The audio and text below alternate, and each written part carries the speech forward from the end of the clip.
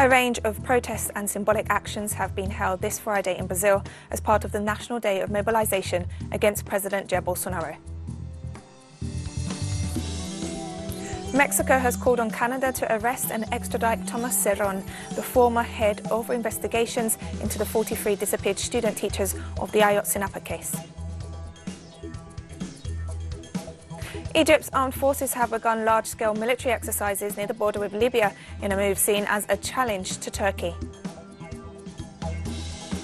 From the headquarters of Telesur English in Havana, Cuba, this is From the South, and I'm Katrina Goss.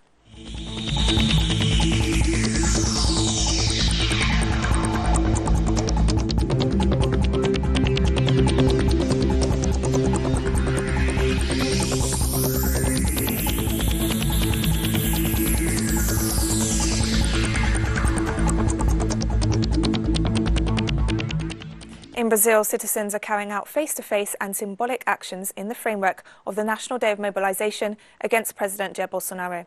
Social and trade union organizations have held meetings in workplaces, as well as organizing symbolic events in the streets to reject President Bolsonaro's handling of the COVID-19 pandemic.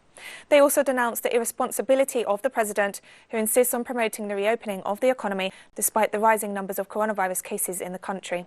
Brazil is the second hardest hit country in the world by COVID-19 and reported almost 10,000 new cases this Friday to bring its total to over 1.7 million. And Brazilian President Jair Bolsonaro vetoed the main sections of the bill approved by Congress that would force the government to guarantee the protection of indigenous peoples during the COVID-19 pandemic. Our correspondent Nacho Limas brings us more details. On Wednesday morning, the Brazilian government's newspaper published the president's veto of 16 items of the draft law 1142 that forces the Brazilian government to guarantee the protection of indigenous community. That will lead to a higher number of indigenous deaths, a higher number of positive cases. Unfortunately, the Brazilian state did not bring any sufficient or effective measures to combat the COVID-19. That's why the draft law was intended to replace that absence of the state by forcing it to act effectively to ensure the integrity of indigenous people. According to studies by the Federal University of Pelotas, the rate of contagion among indigenous people in the urban population is 5 times higher than among non-indigenous people, while mortality per COVID-19 among indigenous people is 9.6%. For the Brazilian population in general is 5.6%.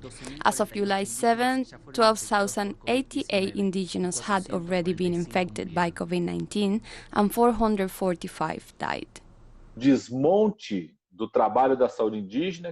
destruction of indigenous health work that began with the destruction of the Mass Medical program and other federal government programs for indigenous health, it was already a genocidal practice of Bolsonaro and is deepening with the COVID-19. Bolsonaro vetoed the obligatory quarantines for the distribution of drinking water and hygiene, hospital beds and intensive cares, ventilators and blood oxygenation machines, internet in villages, basic food baskets, and easy collections of emergency assistances from the government, taking into account reports by indigenous positive cases in lines to access assistance. Maybe it is the draft law that suffered the most vetoes in the current administration of President Jair Bolsonaro. That draft law must be seen not only as a budgetary economic issue, but as a draft law that saves lives. After Bolsonaro's veto, Supreme Court Minister Luis Barroso determined that the Brazilian government must take urgent measures to prevent the deaths of indigenous people from coronavirus by installing a situation room with indigenous participation and the National Council for Human Rights. The measure provides isolated or recently contacted indigenous villages and the assistance of indigenous people in demarcated lands, as well as villages without demarcation. Moving to Colombia now, where the March for Dignity has arrived in the capital, Bogotá, after a fortnight's journey with the aim of denouncing systematic persecution and violence against social leaders, human rights defenders and vulnerable communities. The movement, made up of social leaders, campesinos, indigenous peoples and human rights defenders, arrived in the Colombian capital from Popayán in the department of Cauca. During the march, the protesters voiced complaints from social organisations and victims of violence in each community that made the journey to the capital. Demonstrators also denounced the effects of political, economic and social measures imposed by the Colombian government that openly violate fundamental rights and favour powerful sectors. On our 15th day, this March for Dignity, for Life, for Human Rights, we invite you to this mobilization. I want to say this is a work of all, and that as a regional indigenous council, our companions also waited for us today, and I'm very grateful for this support. They have arrived with their sins to support this mobilization, with their different experiences and paths they have taken in this process. Venezuelan Foreign Minister Jorge Arias has stressed this Thursday that the Venezuelan gold seized by the British justice system is needed to acquire resources that would help combat the crisis sparked by COVID-19, given the impact of US sanctions. And what do we need them for right now? In the face of sanctions, in the face of the blockade, in the face of the fact that we cannot use the financial system, in the face of the fact that we cannot export our oil correctly and fluidly, well, we needed those resources. For what? To buy coronavirus tests, to buy protective suits, to buy face masks, to buy chloroquine or the treatments that are used, the ventilators if they're needed, plus all the equipment of the health system, the diagnostic system, tomography, etc. Everything needed to deal with this pandemic. Chile's judicial system accepted a lawsuit against President Sebastián Piñera on Thursday for allegedly not having supervised the measures that his health ministry took to deal with the COVID-19 pandemic. The complaint was filed by the Chilean Human Rights Commission and other civil society organizations. In a joint statement, the organizations stressed that the defendants committed gross negligence and announced that the measures adopted by President Piñera and former Health Minister Jaime Mañalich have resulted in the deaths of thousands of Chileans as a result of COVID-19.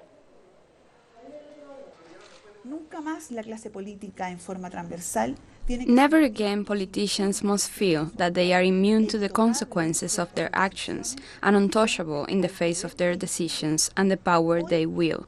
Today, with this lawsuit that will be submitted all over the national territory, the plaintiff will be grouped by province to claim for the death within their province. Once they submit the data, they will be contacted in a reasonable amount of time to explain them the steps that they must follow and how the sponsorship will be delivered to the lawyers, in this case to me, being the attorney in charge of this case. The total number of COVID-19 cases worldwide has now surpassed 12.5 million, and almost half of them have been reported in the Americas. The United States is the hardest hit country in the world, with over 3.2 million cases and an official death toll of over 136,000. Brazil ranks second with more than 1.7 million cases, having reported almost 43,000 new cases on Thursday. Despite these figures, the presidents of these two countries continue to downplay the risks and push for the reopening of the economy against the recommendations of health experts. On July 10, 1973, the Commonwealth of the Bahamas gained its independence. We take a look back at the events leading to that date. The island's name is derived from the term Baja Mar, or shallow waters, given by Christopher Columbus in 1492, when made landfall in the island of Guanani, occupied by about 40,000 Lucayans at that time. The English first took over the territory in 1625 in an operation carried out by Great Britain to create bases in the New World, from which they could more easily attack the Spanish colonies. In 1898, the Hotel and Steamship Service Act of provided the government support needed for the construction of hotels and subsidized steamship service, which boosted the economy of the islands. On July 10, 1973, the Bahamas became a free and sovereign country, ending 325 years of British rule. Today, the country is a member of the Commonwealth of Nations and joined CARICOM from 1983, ending 325 years of British rule. And we're taking a very short break now, so don't go away.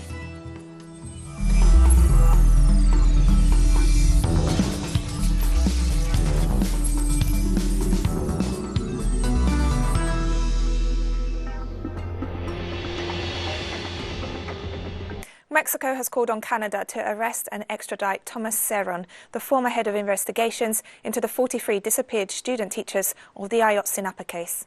Foreign Minister Marcelo Ebrard announced the beginning of the process with Canada to ensure the extradition of the former head of the Criminal Investigation Agency, who was one of the officials involved in the case of the 43 student teachers who went missing in September 2014.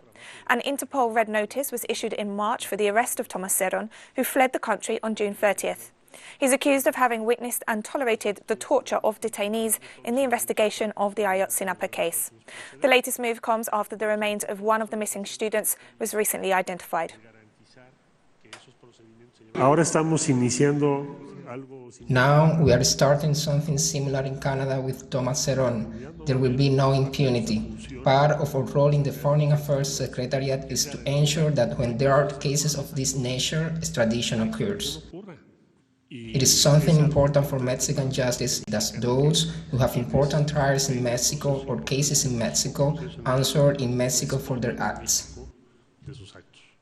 The unemployment crisis continues in the United States as weekly jobless claims have surpassed 1 million for 16 consecutive weeks.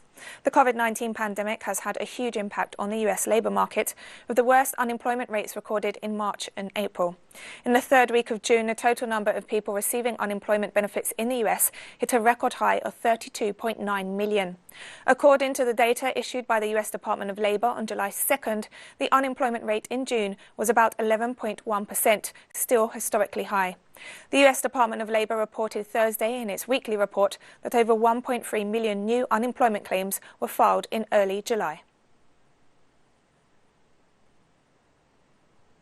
The US Supreme Court on Thursday firmly rejected President Donald Trump's argument on presidential immunity and ruled that a New York prosecutor can obtain his financial records. However, the court prevented, at least for now, committees of the Democratic-led House of Representatives from obtaining similar documents. The twin rulings, authorized by Conservative Chief Justice John Roberts, mark another milestone in Trump's chaotic presidency, but in the short term prevent details of his finances from becoming public because lower courts must resolve lingering issues. From a certain point, I'm satisfied. From another point, I'm not satisfied because, frankly, this is a political witch hunt, the likes of which nobody's ever seen before. It's a pure witch hunt. It's a hoax. Just like the Mueller investigation was a hoax that I won, and this is another hoax. This is purely political.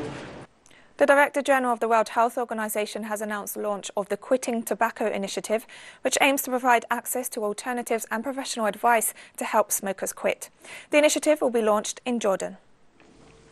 Today, WHO is launching the Access Initiative for Quitting Tobacco, which aims to help the world's 1.3 billion tobacco users quit during the pandemic. Smoking kills 8 million people a year. But if users need more motivation to kick the habit, the pandemic provides the right incentive. Evidence reveals that smokers are more vulnerable than non-smokers to developing a severe case of COVID-19. That is why I am beyond pleased that Jordan will be the first country to launch the Access Initiative for Quitting Tobacco. This emphasizes the fact that smoking addiction is a disease that needs to be treated, thus destigmatizing smokers who often feel blamed and shunned for their own addiction. Russian Foreign Minister Sergey Lavrov has warned that the risk of a nuclear war has drastically increased. Lavrov stressed that the global security situation and international strategic stability are deteriorating.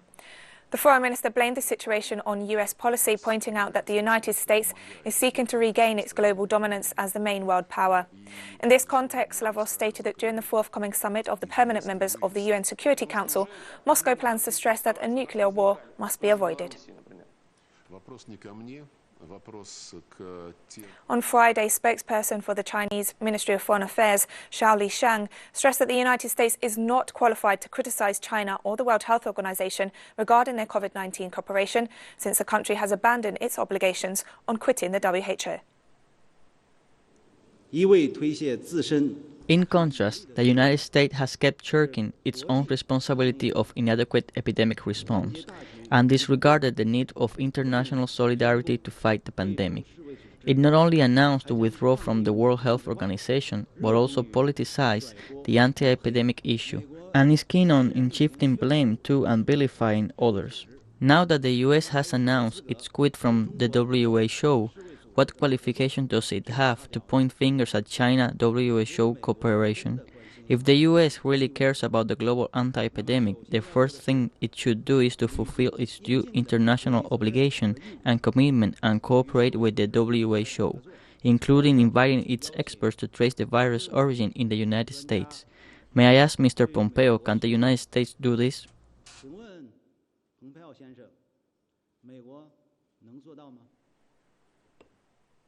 With millions of candidates pouring out of exam rooms across the country, China's annual National College entrance exam concluded on Friday. The tough test is an essential step for students hoping to secure a place at university to study the course of their choice.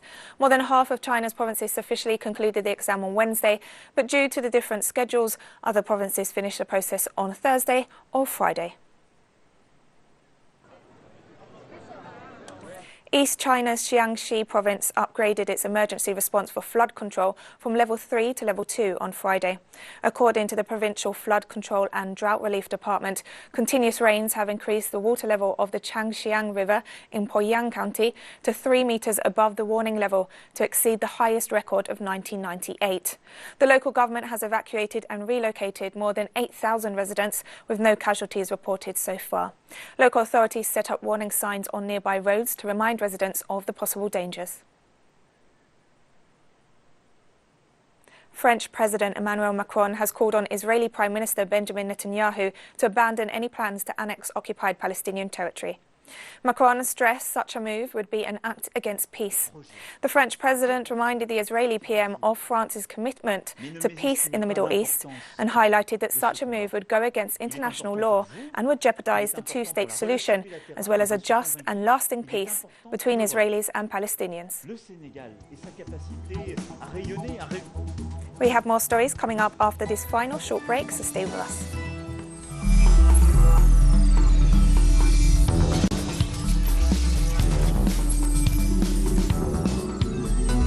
Welcome back to From the South. Egypt's armed forces have begun large-scale military exercises near the border with Libya, challenging Turkey. According to local media, the Egyptian army has been preparing in recent days for the so-called 2020 decisive military exercise near the borders with Libya. The news comes shortly after the Turkish naval force announced its plan to carry out a major exercise off the coast of Libya in the near future. A local television channel reported that all the main branches of the Egyptian armed forces will be involved in these exercises on the western border, which are likely to add to the already tense relations between Egypt and Turkey. Officials in Nepal reported this Friday that 10 people were killed and 30 are missing due to landslides triggered by heavy monsoon rains.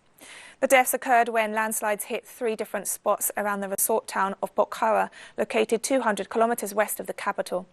Pokhara is popular among tourists and serves as a base for trekkers heading up to mountain trails.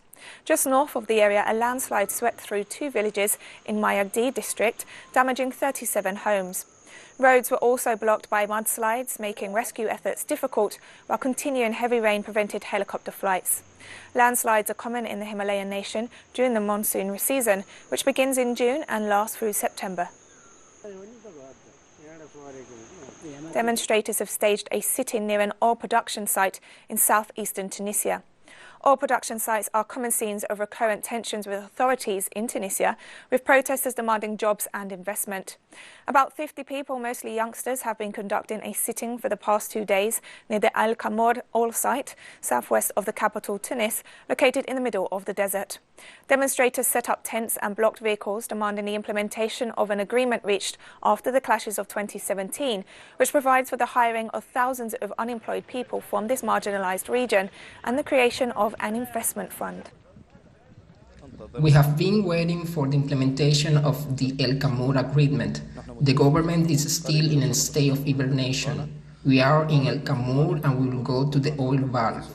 We are going near the valve soon. Our objective is the valve. Let the government remain in hibernation. It must assume its responsibilities.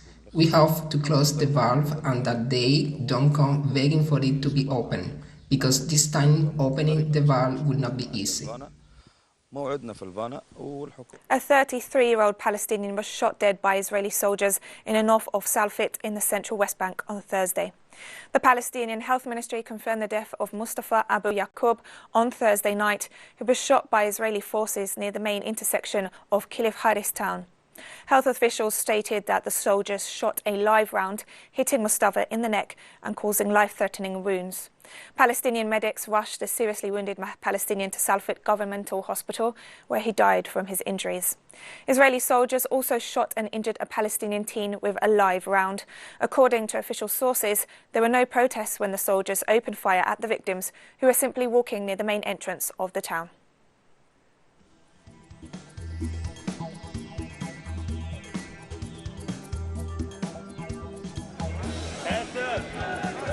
And we've come to the end of this news brief, but you can find these and many other stories on our website at telesurenglish.net. You can also join us on social media, Facebook, Twitter and Instagram.